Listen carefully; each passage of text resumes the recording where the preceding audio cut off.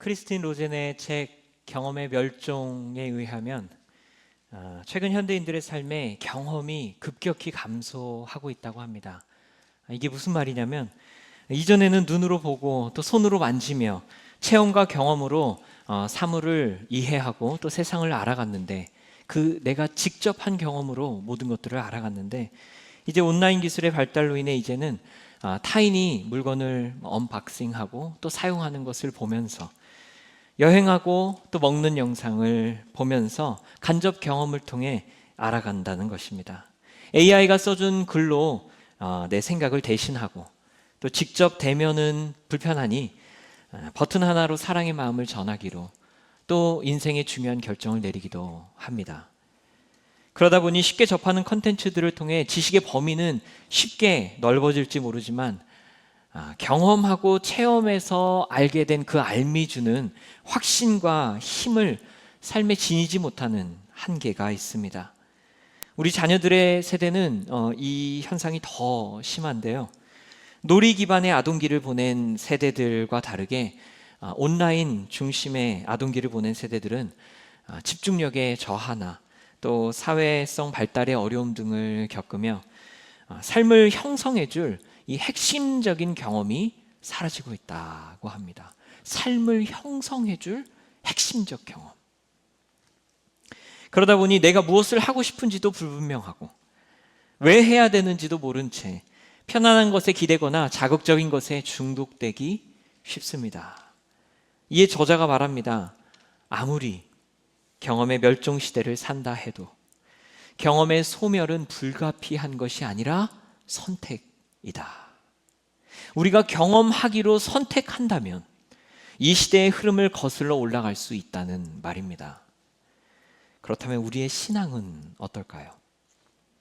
기독교 컨텐츠가 쏟아져 나오고 클릭 하나로 좋은 말씀 또 은혜로운 찬양 듣게 되어서 뭔가 내 주변이 여러 가지 그런 신앙의 간접 경험들이 많은 것 같지만 정작 우리의 영혼과 온 존재가 하나님을 직접 경험해서 알게 되는 그 알미, 내 안에 확신과 힘이 얼마나 있는지 돌아보게 됩니다. 교회 다닌다고 말은 하지만 일상에서 말씀의 생명력을 누리지 못하고 또 때때로 찾아오는 어려움 앞에서 이 살아계신 하나님의 임재를 생생히 경험하기보다는 불안과 두려움이 더 크게 나를 압도할 때가 있습니다. 분명 하나님을 머리로는 알고 믿는데 그리고 여러 가지 이야기들을 통해 간접 경험해서 내가 하나님에 대해 설명하라면 말할 수 있는데 어느샌가 하나님과 내 사이에 벽이 생긴 것 같아서 그렇게 뜨겁게 믿었던 시절은 오래전 이야기 같고 이제는 현실에 닳고 닳아서 어른이 된 나는 그렇게 하나님에 대해 확신 있게 전하기가 어려워졌다면 그런 우리의 삶 가운데 하나님의 능력이 나타나지 않는 것 같을 때 우리는 하나님 경험하기를 어느샌가 포기해 버리기도 합니다. 그나마 실망이라도 크지 않게 기대도 안 하는 것입니다. 사랑하는 사람을 위해 아무리 기도해도 상황은 나아지지 않고 교회에서 열심히 헌신해도 오히려 내 자녀와 또 배우자에게 어려운 일이 생길 때에 우리는 갈 곳을 잃어버립니다. 어떻게 해야 하죠? 이 신앙을 놓아버릴 수는 없고 동시에 하나님을 온전히 경험하지도 못하는 가장 메마르고 어려운 자리에 서 있는 이 곤고한 영혼. 그럴 때 우리는 어디서부터 시작해야 할까요? 도대체 무엇이 하나님을 만나는 핵심적 경험일까요? 오늘 말씀을 통해 우리는 삶의 벼랑 끝에서도 하나님의 선하심을 경험하기를 포기하지 않았던, 그래서 그분을 직접 맛보아 그분의 선하심을 알았던 다윗을 만납니다. 오늘 본문인 시편 36편은 다윗의 시입니다. 그의 삶에서 여러 번 원수의 공격과 또 잔혹한 현실에 직면했던 인물이 다윗입니다. 만약 환난과 역경의 경험을 이렇게 그 경험으로 대회를 연다면 아마 다윗은 누구랑 겨뤄도 포디움에 올라갈 성적은 될 정도의 그렇게 그의 삶은 어려운 시간도 많았습니다. 하지만 그의 삶은 슬플 때나 기쁠 때나 하나님의 선하심과 인자하심을 경험함으로 노래하는 삶을 살았습니다. 오늘 시편 36편도 보니 다윗의 앞에 악인들이 득세합니다. 1절 말씀입니다. 악인의 죄가 그의 마음속으로 이르기를 그의 눈에는 하나님을 두려워하는 빛이 없다 하니. 악인이 하나님을 두려워하지 않고 오히려 스스로 자랑하고 오만한 모습으로 살아갑니다. 우리 주변에도 그런 이들이 있죠. 하나님을 모르고 제멋대로 살아가는데 또 이게 맞는 것처럼 생각되게 삶이 진행되어서 이게 맞다 우기면서 그냥 그러고 끝나면 좋겠는데 또 간섭하죠. 하나님 믿는 우리의 삶을 비웃거나 조롱하며 야 그거 아무것도 아니야. 내 눈앞에 데리고 와봐 할 때 또 우리의 마음은 하나님 뭐하고 계세요? 저런 사람 안 잡아가시고 하는 그런 못된 생각까지 들 때도 있습니다. 그러나 그 와중에도 다윗은 하늘에 가득한 하나님의 인자하심과 공중에 사무친 하나님의 진실하심을 경험합니다. 그리고 고백합니다. 7절 말씀이 오늘 본문인데요. 우리 다 함께 읽어보겠습니다. 하나님이여 주의 인자하심이 어찌 그리 보배로우신지요. 사람들이 주의 날개 그늘 아래에 피하나이다. 아멘. 득세하는 악인들 앞에서도 다윗은 하나님의 인자하심을 풍성히 경험함으로 그 헤세드, 그 하나님의 사랑이 보배롭다고 감탄합니다. 그리고 이 부분에서 하나의 비밀을 발견합니다. 사람들이 주의 날개 그늘 아래 피하나이다. 우리의 삶의 영적 경험의 결핍이 올 때에 그래서 내가 노력하는 것 같은데 하나님이 느껴지지 않아 내가 어디서부터 시작해야 할지 고민이 될 때에 영혼이 곤고하여 메말라가고 있을 때에 무엇을 해야 하는 게 아니었습니다. 어디에 있느냐가 중요한 비밀이었음을 다윗은 알았습니다. 그것은 바로 주의 날개 그늘 아래. 이곳이 하나님을 경험하는 핵심적인 장소입니다. 그런데 말이 너무 추상적입니다. 그게 어디일까요? 주의 날개 그늘 아래가 어디인지 쉽게 감이 오지 않습니다.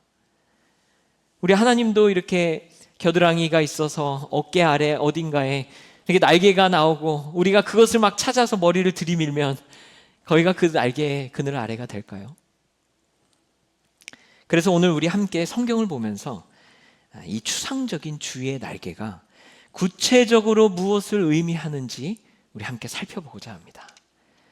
먼저 시편 91편 4절 말씀 우리 함께 읽겠습니다.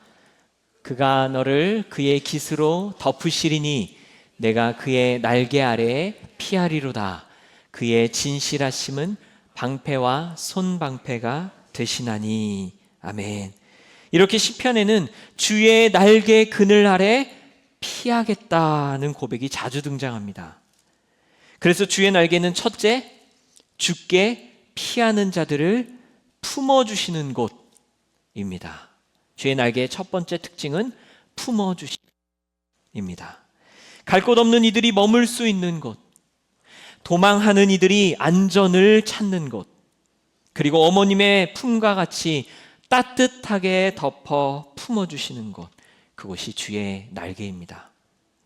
그런데 성경은 그리고 다윗은 실제로 어느 장소를 연상하면서 이야기를 한 것 같은데 그래서 내가 그 주의 날개 아래로 피하겠나이다 라고 어느 장소를 염두에 두고 말한 것 같은데 제 속이 시원하지 않아서 계속 좀 고민했습니다.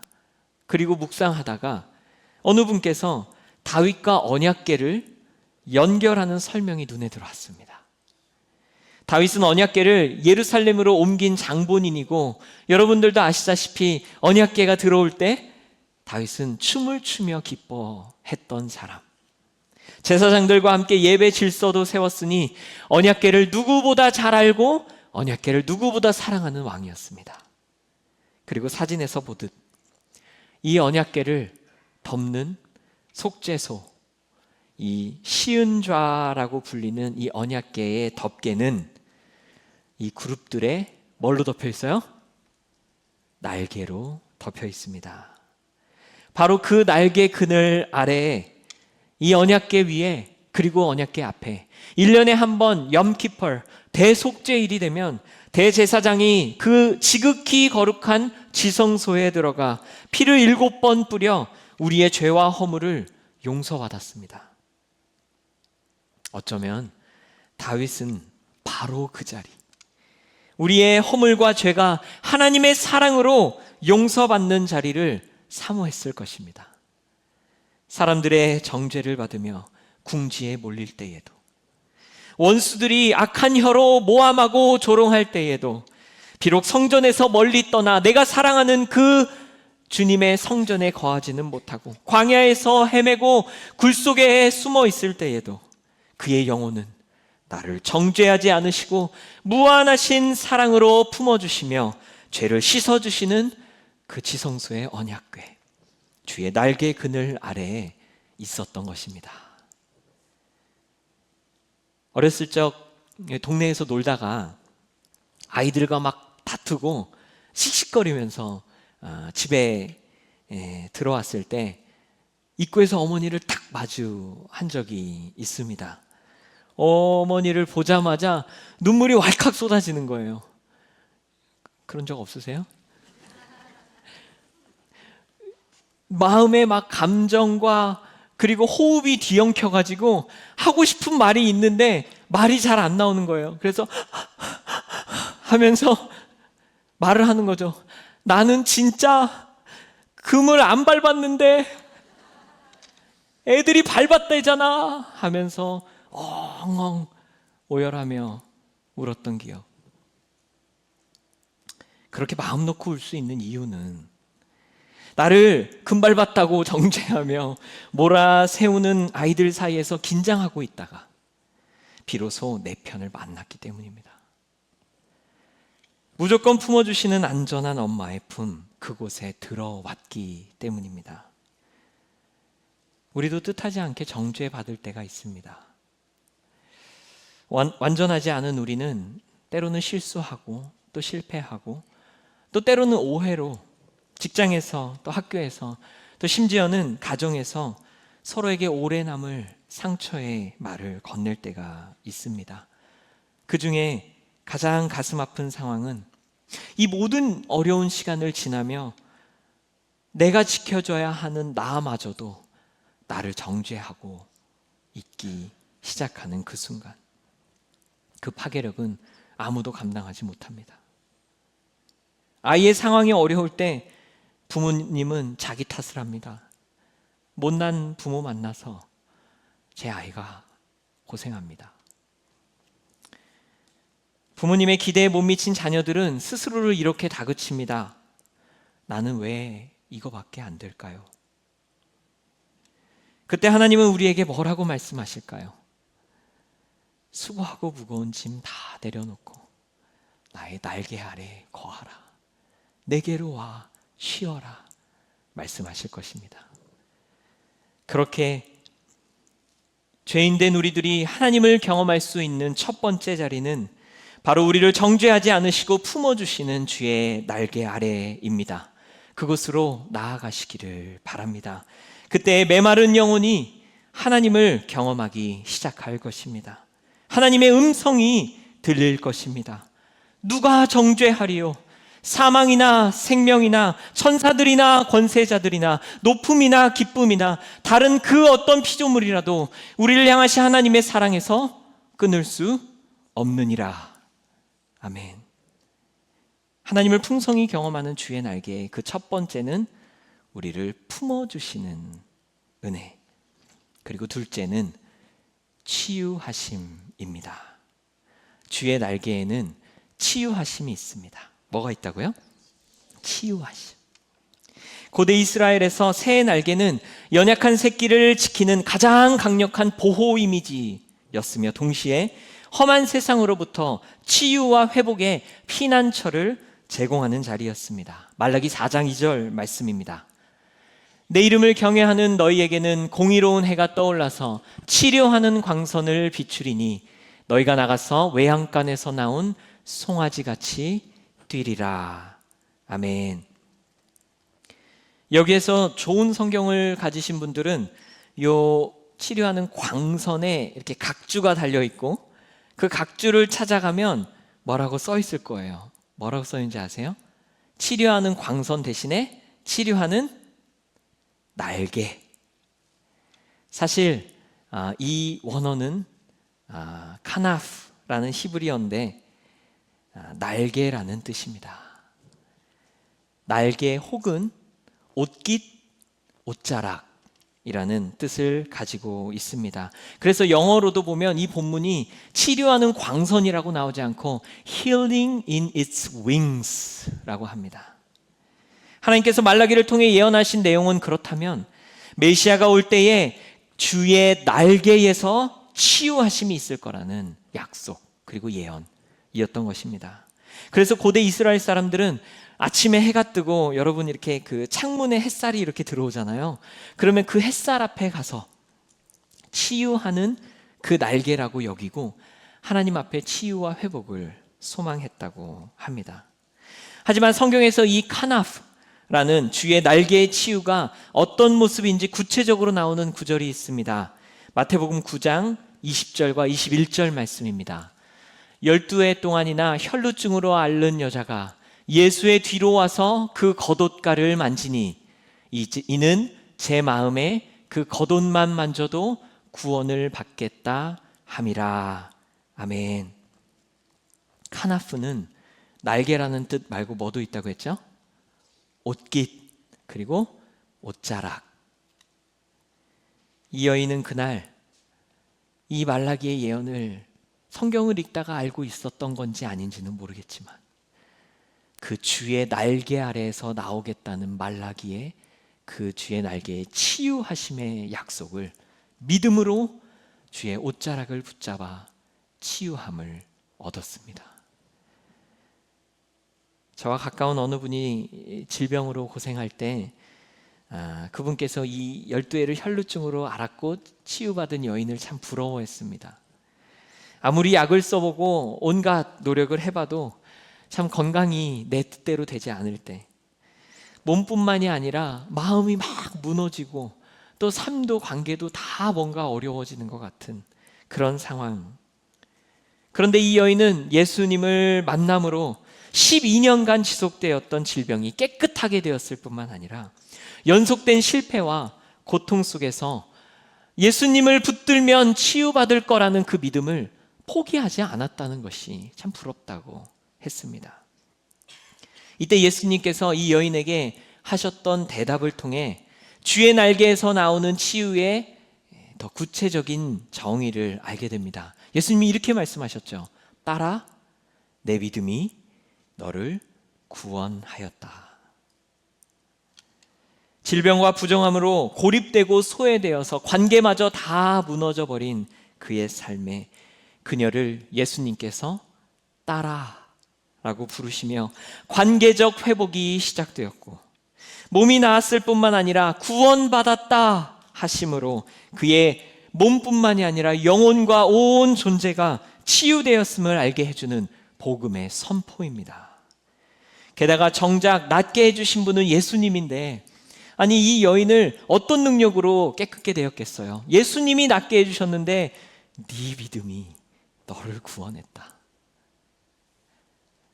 뭔가 뜻대로 되지 않아 나를 자책하고 있었고 내가 뭔가 잘못된 것 같아 하고 있었던 그 마음의 상처까지도 아니야, 네가 잘한 거야. 네가 잘해서 구원받은 거야. 라고 그 마음의 회복까지 이루어지는 온전한 치유, 이것이 주의 날개 아래에서 나오는 치유인 줄로 믿습니다.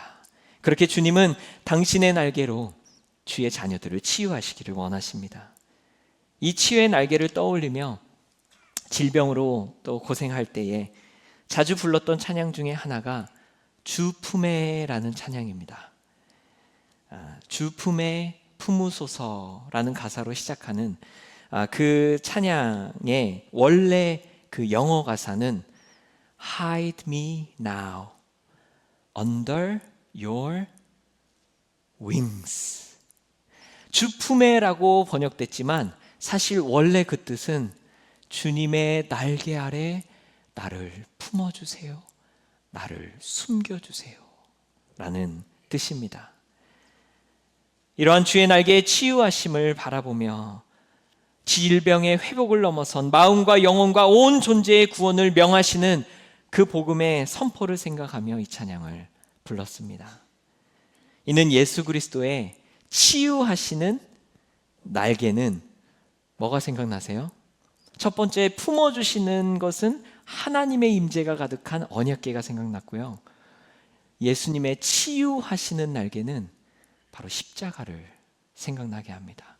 우리를 온전히 회복시킬 뿐만 아니라 구원으로 나아가게 하시는 주님의 치유하심의 십자가. 오늘도 십자가의 앞에 서신 여러분들께 주의 날개의 치유하심이 있기를 소망합니다.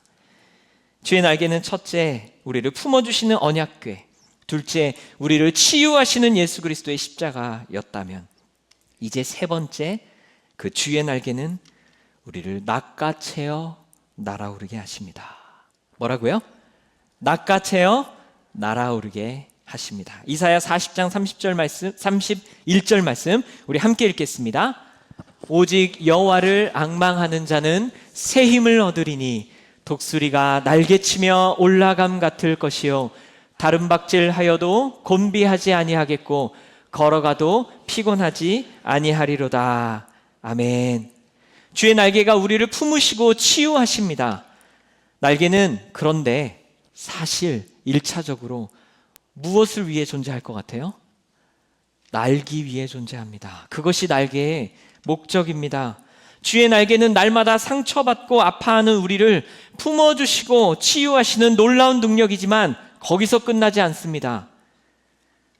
아니, 이 앞선 두 가지는 결국 마침내 날아오르기 위하여 선행된 필수 조건이었습니다. 하나님께서는 당신의 자녀들이 이 땅에서 독수리가 날개치며 올라감 같이 힘있게 비상하기를 원하십니다. 우리를 향하신 하나님의 그 크신 뜻, 구원은 실제로 표류하고 또 낙하하는 상황에서의 건지심을 뜻합니다. 시편 34편 6절과 7절 말씀입니다. 이 곤고한 자가 부르짖음에 여호와께서 들으시고 그의 모든 환난에서 구원하셨도다. 여호와의 천사가 주를 경외하는 자를 둘러 진치고 그들을 건지시는도다. 아멘. 여기에서 구원을 의미하고 건지심을 의미하는 히브리어 나짤이라는 단어가 있어요. 이 단어는 영어로 대부분 rescue라고 번역이 되었는데, 이 단어가 진짜 묘미를 알게 되는 또 다른 영어 단어는 snatch입니다. 이 나짤이라는 구원이라고 해석되는 단어의 진짜 뜻은 낚아채심. 이것이 주의 날개의 가장 강력한 능력입니다. 우리 주님의 날개는 넘어지고 추락하는 당신의 자녀들을 찾아내십니다. 베드로는 물 위를 걷다가 빠졌어요. 그랬더니 말씀이 이렇게 나옵니다. 주께서 즉시 손을 내밀어 건지심에. 이것이 낚아채시는 우리 하나님의 날개의 능력입니다. 요나는 가장 깊은 바닷속까지 내려갔습니다. 베드로에 비해 요나의 추락은 길었습니다. 사람마다 시간이 다르다는 게 아니라 하나님의 때가 있는 것입니다. 하지만 하나님은 그 깊은 곳에만 사는 큰 물고기를 통해 요나를 낚아채어 건지셨습니다. 형제들이 던진 구덩이에 빠져 찾아갈 수도 없이 멀리 팔려간 요셉도, 누구도 들어가 살아 돌아온 적 없는 사자굴로 추락해버린 다니엘도, 그 어떤 추락과 곤두박질에도 낚아채어 다시 일으켜 세우시고 마침내 날아오르게 하시는 우리 주님의 날개가 닿지 않는 곳은 이 세상 어디에도 없습니다. 하나님께서는 어디가 바닥의 끝인지도 모르고 하락하는 주의 자녀들을 절대 내버려 두지 않으십니다. 우리가 어떤 아픔을 지나고 있는지, 어떤 억울함으로, 예상치 못한 사고로, 갈등의 관계와 상실의 슬픔으로 내리막길을 지나는지 주께서 아십니다. 그리고 반드시 찾아가셔서 주의 날개의 강력한 능력으로 낚아채시어 날아오르게 하실 것입니다. 그래서 주의 날개 아래로 피한다는 것은 떨어지지 않겠다는 내 자신감이 아니라 넘어질 때라도, 떨어질 때라도, 무너질 때라도 나를 낚아채실 하나님을 신뢰하는 믿음의 행위입니다. 이런 주의 날개에 비유된 그 독수리의 날개는 참새처럼 많은 날개짓으로 올라가는 것이 아니죠. 거친 풍랑과 이 지형의 변화를 따라 생긴 이 상승 기류를 기다렸다가 그 공기 기둥과 함께 올라간다고 합니다. 그래서 거센 바람을 피하지도 높은 산을 돌아가지도 않습니다. 아니, 오히려 그 독수리는 거센 바람이 필요합니다. 높은 산의 지형이 필요합니다. 오히려 그 강한 바람이 나를 향해 불어올 때, 내가 버티지 못할 정도로 나를 흔들 때에, 그때가 날아오를 시간입니다. 그렇게 우리는 종종 이 풍랑이 나를 너무 흔드는 것 같아 이 풍랑이 잠잠해지기를 기도합니다. 사랑의 주님께서 감사하게도 이 어려움들을 잘 붙잡아 주셔서 무난하게 넘어가게 하실 때도 있습니다. 그런데 아무리 기도하고 기다려도 이 일에 진전이 없는 것 같을 때가 있지요. 그때 우리는 깨달아야 합니다. 더 높은 차원과 방향으로 주께서 나를 인도하셔 날아오르게 하시겠구나. 홍해 앞에서 바다를 가르시고 수백만의 이스라엘 백성들을 마른 땅 걷게 하신 주님의 기적은 사실 우리가 쉽게 경험하기 어려운 대단하고 놀라운 기적이지만 일반적인 은혜이기도 했습니다. 믿는 자나 이 일이 어떻게 일어났는지 잘 모르는 어린아이나 잘 모르는 자나 그 모든 백성이 그 마른 땅을 걸어가며 수많은 사람들이 공유했던 은혜이기 때문입니다. 하지만 누구도 버틸 수 없을 것 같은 상황에서 주의 날개를 사모하는 자들에게는 마른 땅을 경험하는 은혜보다 더 큰 기적, 폭풍우를 뚫고 지나가는 다른 사람은 경험해 본 적 없는 하나님의 놀라우심을 경험하게 됩니다. 폭풍은 사라지지 않았지만 그 폭풍을 주와 함께 뚫어내어 날아올랐던 경험, 여러분들 삶 가운데 함께 하시기를 바랍니다. 모두가 사시나무 떨듯 두려워할 때 홀로 그 속에서, 그 중심에서 평안을 누렸던 능력, 여러분들의 힘이 되시기를 바랍니다. 그리고 그 이후로도 삶의 바람이 또다시 찾아올 때 이제는 그 바람을 해석하고 상승기류를 기다릴 줄 아는 인내와 지혜, 이것이 낚아채어 날아오르게 하시는 주의 날개의 은혜를 아는 이들의 삶입니다. 그리고 이는 바람 같은 성령의 사역을 떠오르게 합니다. 태초부터 성령은 특별히 혼돈과 공허, 그곳들을 찾아가 그 위에서 높은 차원으로 비성하였습니다. 땅이 혼돈하고 공허하며 흑암이 깊음 위에 있고 하나님의 영은 수면 위에 운행하시느니라. 말씀을 정리합니다. 오늘 우리는 주의 날개에 대해 성경적 또 신학적 실제적 관점으로 함께 살펴봤습니다. 우리가 하나님을 경험하지 못하는 것 같을 때, 예전에 그렇게 하나님을 온 존재로 느끼는 그 시간과 다르게 이제 뭔가 벽이 느껴진 것만 같을 때, 이제 우리는 어디서 시작해야 할까 하는 거창한 질문으로 시작했지만 돌아보니 주의 날개 그늘 아래 거하는 삶은 하나님의 품어주심의 날개, 예수 그리스도의 십자가의 치유하심의 날개, 그리고 성령님의 낚아채어 날아오르게 하시는 바로 삼위일체를 온전히 삶에서 경험하는, 우리가 다 아는 그 은혜의 이야기였습니다. 여러분, 이제 2026년 새해를 걸어 나아가며 또 살아갈 때에 우리의 삶 가운데 우리를 정죄하지 않으시고 무한히 품어주시는 주의 날개, 그 지성도로 나아가 회개하며 또 주님 앞에 그 사랑을 누리기를 축복합니다. 우리의 상처와 슬픔, 질병을 가지고 예수 그리스도의 날개, 그 십자가 앞에 나아가십시오. 그 옷자락에서 흘러넘치는 치유가 우리의 몸과 마음과 영혼을 온전케 하실 것입니다. 폭풍 같은 바람이 내 삶을 덮칠 때 위로부터 내려와 나를 찾아내시는 급하고 강한 바람 같은 성령을 옷 입으십시오. 그 폭풍을 뚫고 독수리 날개쳐 올라감 같은 새 힘을 얻을 것입니다. 결국 그 주님의 선하심을 경험하여 맛보아 아는 여러분들 되시기를 주님의 이름으로 축원합니다.